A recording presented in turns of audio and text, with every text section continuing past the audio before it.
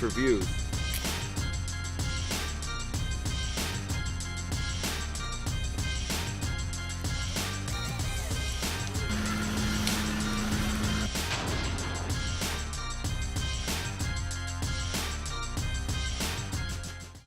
We got a cool video today. So we built this cabinet that you've seen in the previous videos, and I didn't end up needing it. So what we're going to do is a stress test. Going to see how badly I can destroy this and see what it would be like under normal wear and tear. Also, if the video looks like a poorly dubbed Japanese live action film in some parts, it's because I re-recorded the audio for a little bit of the clips. The built-in camera mics are not good on windy days.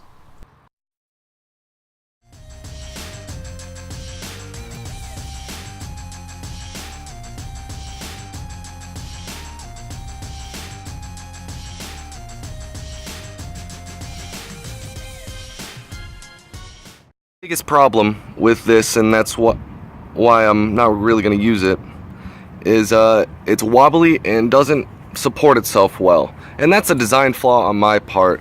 See, the other cabinet only has one opening, and it's got a front and back and a top and bottom, and the only thing missing is the front, whereas this, there's really no back support, so it kind of wobbles and leans, and that's just because I wanted to get as much space as I could, but the design was not there. So if you're going to do this, definitely as much as a closed, sturdy bit you can get is gonna work. You know, I've got, this is just the only support for this side, and it's not great. And then you can see what I did here is that the wheel well didn't come up all the way. So I added, little legs for that. And they work fine, they work great. But it's just not sturdy, and it can't support itself very well. So what we're gonna do is we're gonna see how I can destroy it. So our destroying today starts off with, obviously water is, it's going to run right off of it. It's designed to do that. But we're going to try some alcohol. And whatever this stuff is, it's a Oops multi-purpose remover. It says it destroys tar, latex, glue, gum, sticker stuff. So we'll see if we can get, the actual varnish and see if we can get down to any of it and just kind of destroy it. See what a normal wear and tear would be. Something else, I got, a stick to hit it with. We'll test some puncture strength, hammer strength, and scratches. Oops. Because, if you're doing this, especially in a van or somewhere, you're going to get scratches on it, and we're going to see how good it is. And if none of that fails to destroy it, we've got a nice saw.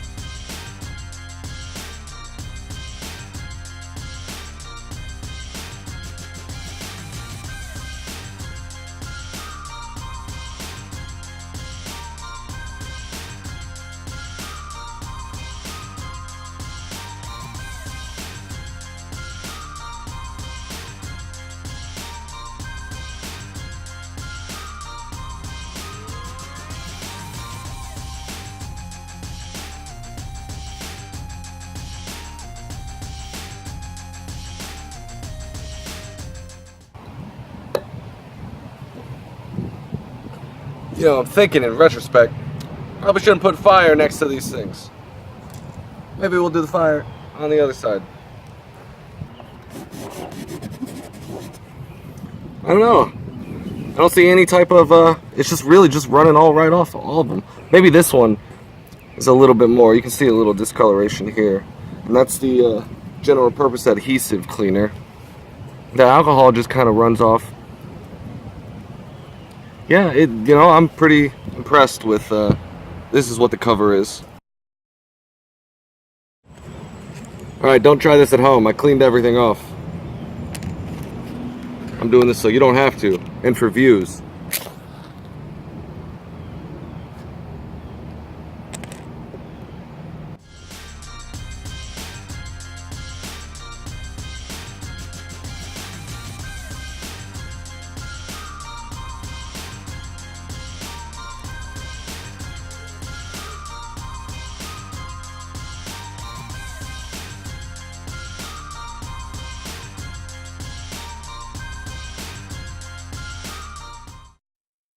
So yeah, chemicals just run off the poly coating, but you can definitely set it on fire.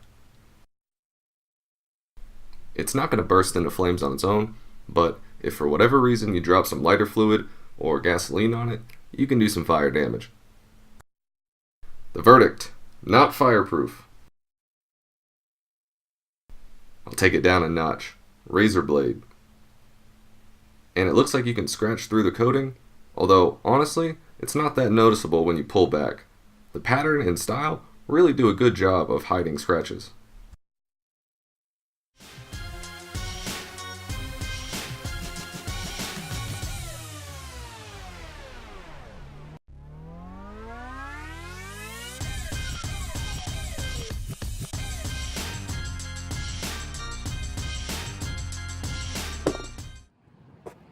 And not screwdriver proof.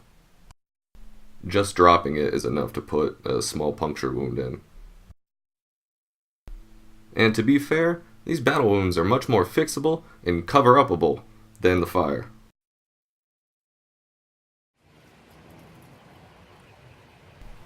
Recording sound in this wind is just, don't do it. Now here's a fun one.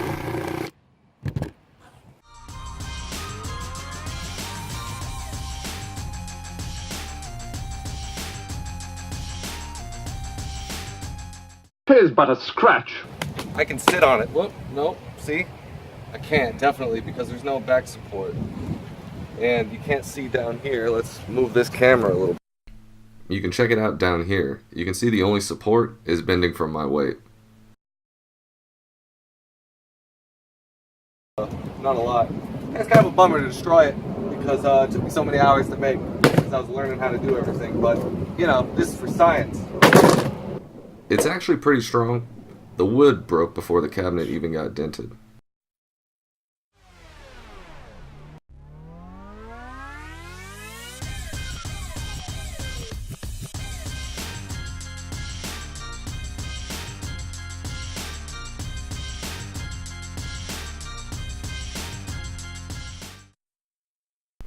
Well, you're really only going to be able to put pressure on the corners. Most of the skinny legs, mine included, are going to break if you hit it with a hammer. Or anything, really.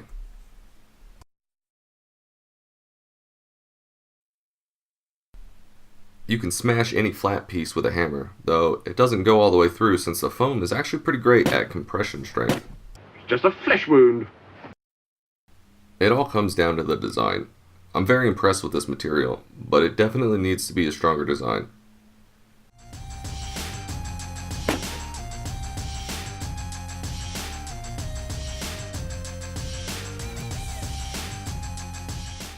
And that's what's kind of neat about this material, is like even this type of stuff, you could fill that in with some extra foam and put another thing on and, you know, wouldn't be that awful.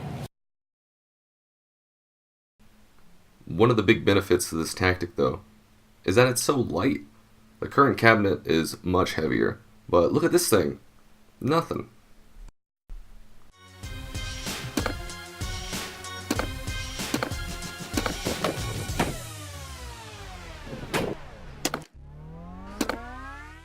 These corners and stuff, pretty sturdy. I'm actually pretty impressed.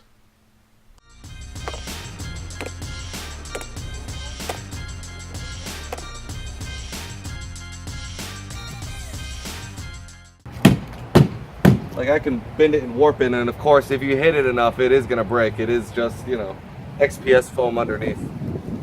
But I absolutely believe that this is a very good material for a lightweight cabinetry, something that you're not going to put a lot of pressure on, like cabinets on the ceiling of a van or even inside in a garage or something. That's not going to hold a lot of weight. I think you're going to be good doing some things like that.